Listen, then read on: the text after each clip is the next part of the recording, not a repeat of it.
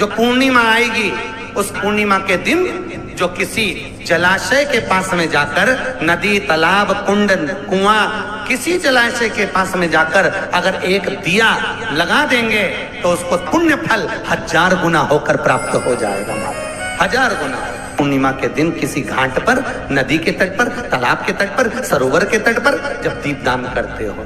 स्कंद पुराण का कार्तिक खंड अच्छे से पढ़ना, जिसमें लिखा है पूर्णिमा के दिन जो सौभाग्यवती नारी सुबह से लेकर शाम तक के पहले जो सौभाग्य की वस्तु दान करती है, उसका सौभाग्य मेरा कन्हैया अमर करता है। सौभाग्य की सूचक वस्तु दी जाती है। सौभाग्य की नारी को सौभाग्य की वस्तु दे।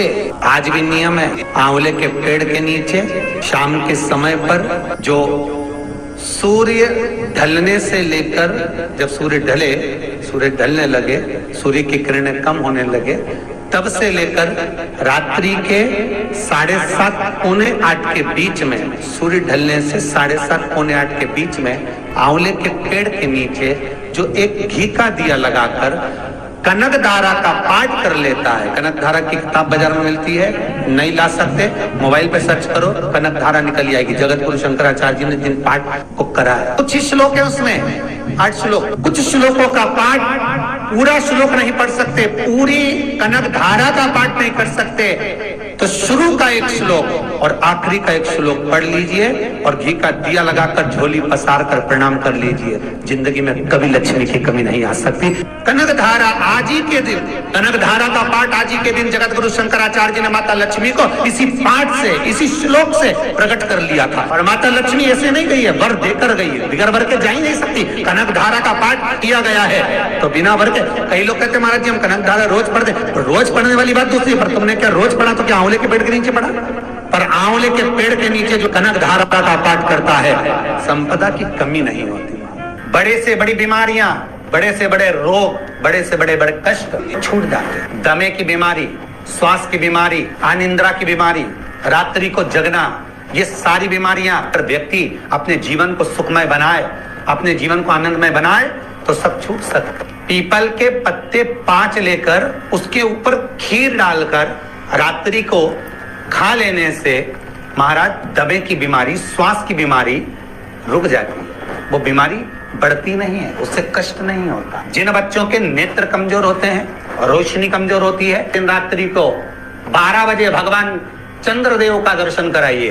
5 से 7 मिनट तक नयन मिलाए चंद्रदेव के साथ, और बाद में एक पीपल के पत्ते पर खीर जो चंद्र के नीचे रखी हुई है, उसी खीर को चटा दीजिए। फिर चंद्र का दर्शन कराओ, फिर खीर को चटा दीजिए। महाराज नयन की ज्योति बढ़ती है, नींद नहीं आती तो निंद्रा देवी प्रवेश करती है, निंद्रा अच्छी आती है, आनंदित होता है। महाराज जिस व्यक्ति के शरीर में गांठ पड़ जाती हो, शरीर काला पड़ जाता हो, चट्टे पड़ जाते हो, या दांत खाज खुजली हो जाता हो, उसके लिए भी रात्रि को 12 बजे महाराज भगवान चंद्रदेव के लिए 21 दिए जलाए जाते हैं। उस 21 दिए की कालोज एक थाली में इकट्ठी करी जाती है, कालोज को इकट्ठी कर शरीर में गाय के घी के साथ में जहां जहां जगह पर चट्टे हैं, गांठ है, वहां लगाया जाता है। उसको 5 या 7 दिन लगाइए। उसके बाद में रोज प्रतिदिन लगाने के आधे घंटे बाद स्नान कर लीजिए, आराम लगना प्रारंभ हो जाता है। पूर्णिमा की रात्रि के बीच में जो दामोदर भगवान का, कृष्ण का, शिव का मंगल आनंद करेगा, अभिषेक करेगा, पूजन। सब्सक्राइब करें हमारे चैनल प्रदीप मिश्रा के उपाय को, बेल आइकन दबाएं ताकि आप अपडेटेड रहें हमारी हर एक वीडियो से। करेगा, स्मरण करेगा, उसके सारे दुख दरिद्र दूर हो जाएंगे। बन सके अगर लक्ष्मी की कमी है, लक्ष्मी नहीं आ रही है, व्यापार नहीं चल रहा है, तकलीफ बहुत ज्यादा है, घर में कष्ट है, कर्जा ज्यादा है, तो एक तांबे के कलश के ऊपर, तांबे के कलश में पानी भरना, कटोरी रखना, उस पे लक्ष्मी जी की मूर्ति रखना। लक्ष्मी जी की मूर्ति नहीं हो तो चांदी का सिक्का रखना। उसके सम्मुख में आप 31 दीपक 31 दीपक घी के लंबी बाती के जला देना।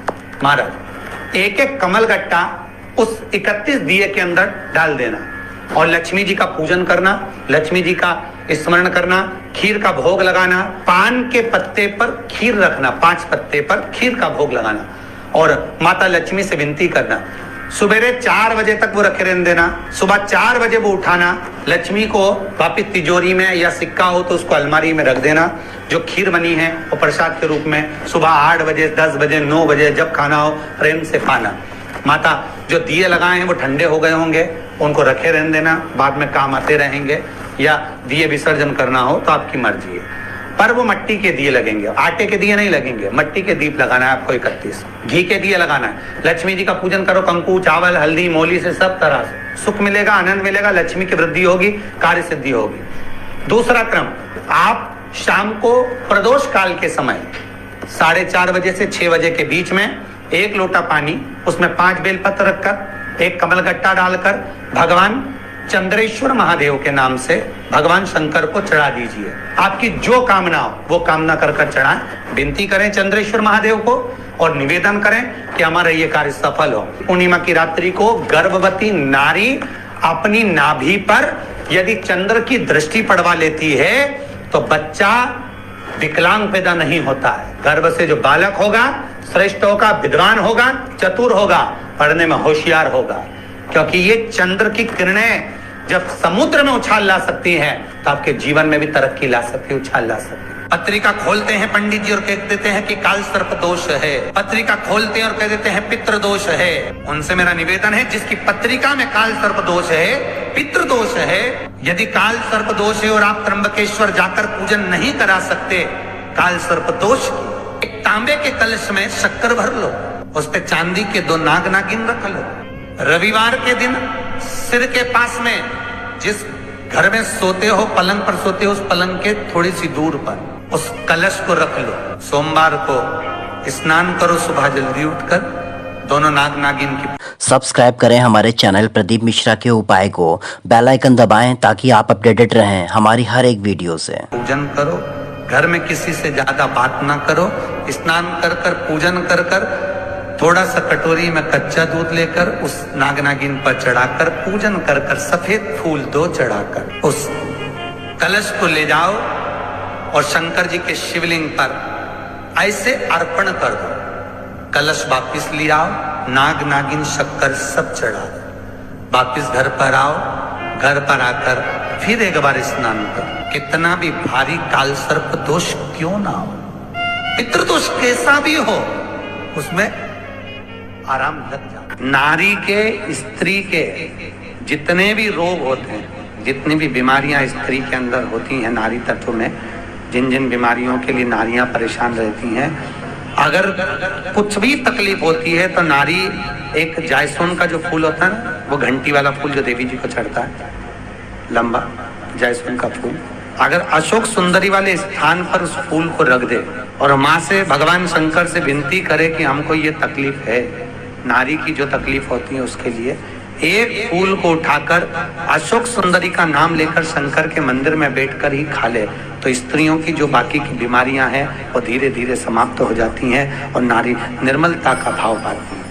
अशोक सुंदरी का इतना प्रमाण है। शिव महापुराण बहुत सुंदर व्याख्यान कर रही है। एक निवेदन है आपको, फिर कहूंगा, जिसके घर में शांति ही ना रहती हो, सुख ही नहीं है, क्लेश 24 घंटे बना हुआ है, घर में ना कोई बात ना कोई प्रसंग, उसके बाद भी सबका मुंह फूला हुआ है, उसके बाद भी सबका चेहरा उतरा हुआ है। जिस घर में सुख और शांति ये दोनों चीजें नहीं है, लाल वस्त्र में लाल फूल रखकर उसमें थोड़ा धना, धना जानते हो, वो खड़ा धना आता है, धना पाउडर नहीं, धना, हरा धना, और 5 गोल सुपारी, जो गोल सुपारी होती है पूजन वाली सुपारी, 5 पूजन वाली सुपारी, 5 बेलपत्र इस लाल वस्त्र में रखकर घर के मध्य भाग में पूरे घर का केंद्र बिंदु मिला लो, पूरे घर का नाभि कोण मिला लो, पूरे घर का नाभि स्थल, मध्य स्थल मिलाकर वहां पटे पर रखकर कुंकू चावल से पूजन कर कर उस पर 3 बार पानी को फेर कर